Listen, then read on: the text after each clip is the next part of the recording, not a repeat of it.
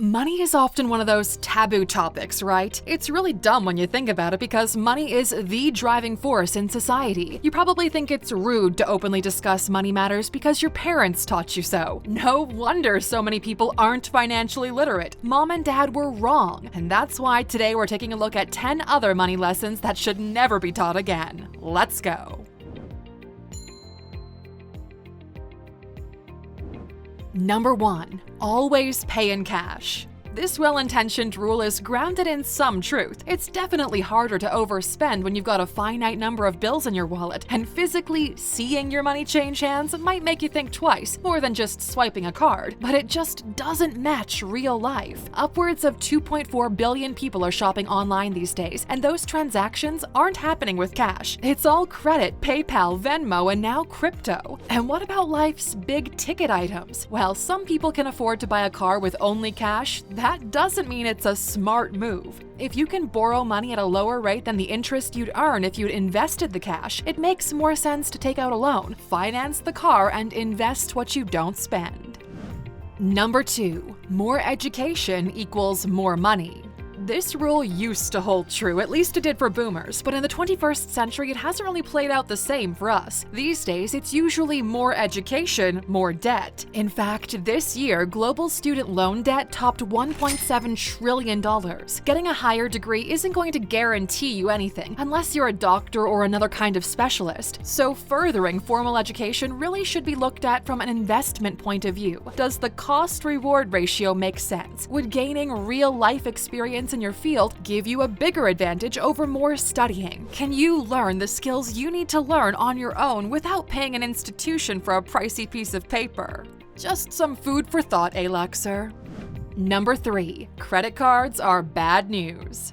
This can definitely be true for some people, but it's hardly fair to make that kind of blanket statement because someone you know spread $200K across 5 cards and thought it wasn't going to matter. If used correctly, credit cards can actually offer up many perks that shopping with cash doesn't. For example, you can earn cash back or get rewards for purchasing items you would have bought anyway. And if you're a frequent traveler, it's easy to rack up points and take nearly free vacations, enjoy private airport lounges, extra luggage, and upgrades. Not to mention having a card allows you to more easily do things like shop online, book a hotel room, or rent a car. The only time they're bad news is when you spend more than you can pay back. Number 4. Renting is basically burning money. Has anyone ever told you that renting a home or apartment is a big waste of money? It's an argument that gets tossed around by many people, and while there are some definite upsides to owning your home, there are quite a few for renters too. We live in an age where careers don't last a lifetime. The average person these days will change jobs about 12 times. 12! If you bought a house at the age of 25, you might only be a few changes into it, which means new and exciting opportunities across the country become further out of reach. You'd have to sell your home first, and that's usually not fast nor easy. Renting gives millennials and Zoomers way more freedom and independence, and realistically, most of them are paying down a mountain of student loan debt because their parents told them how important it was to go to college instead of starting their career.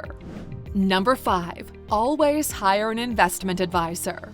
While we're not going to knock the value of a solid investment or financial advisor, the idea that they're necessary is definitely outdated. Back when nobody talked about money because it was rude, most people had no clue how to play the money game. But you know what? The internet is a really beautiful game changer. Technology has allowed us to fairly simply and safely invest cash ourselves. Online brokerages and apps make it straightforward to purchase stocks or crypto, something we break down for you in a really easy to understand way in our Bitcoin Essentials course.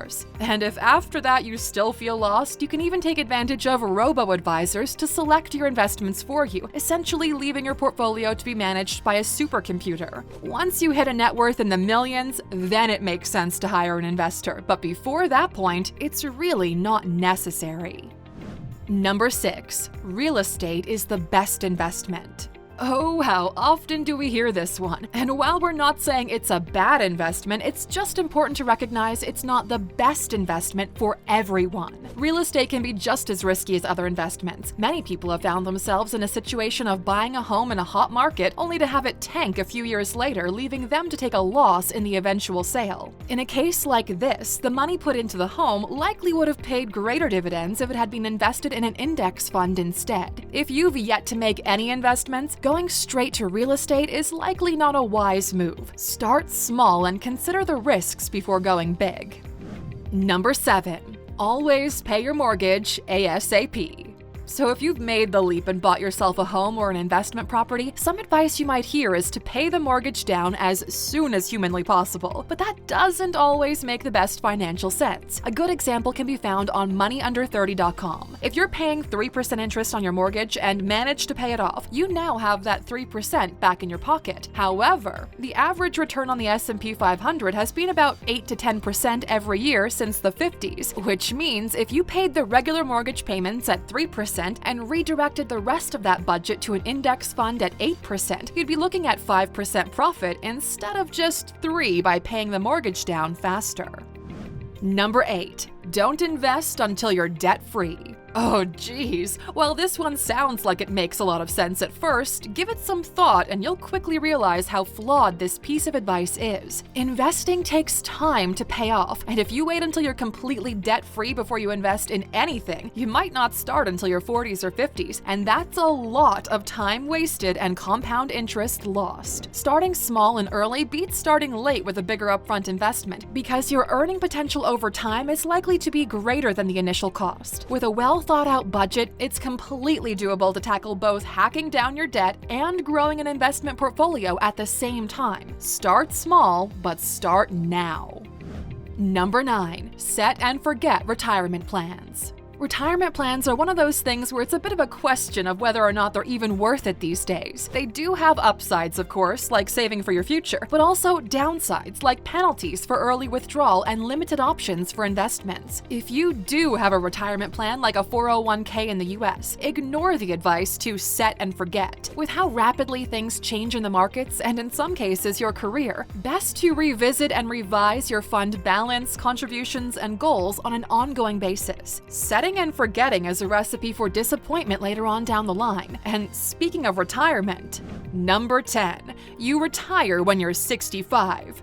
Yeah, this one's kinda laughable. The benchmark age of 65 was something that was brought in by the US Social Security Act back in 1935, at a time when the average lifespan was just over 60 years old. A lot has changed since then. The current average lifespan is about 82 years, which means people need to plan for a much longer retirement if they intend to stop working at 65. With certain privileges and wise money moves, it's fully possible to retire at 35, but on the flip side, with poorer circumstances and less than wise money moves, many others are forced to work in some capacity well into their 70s and 80s. By this point, 65 is just an arbitrary number people cling to, not to mention the fact that with improvements in medicine and overall quality of life, 65 isn't actually that old. People in that age bracket still have a ton of value to offer up.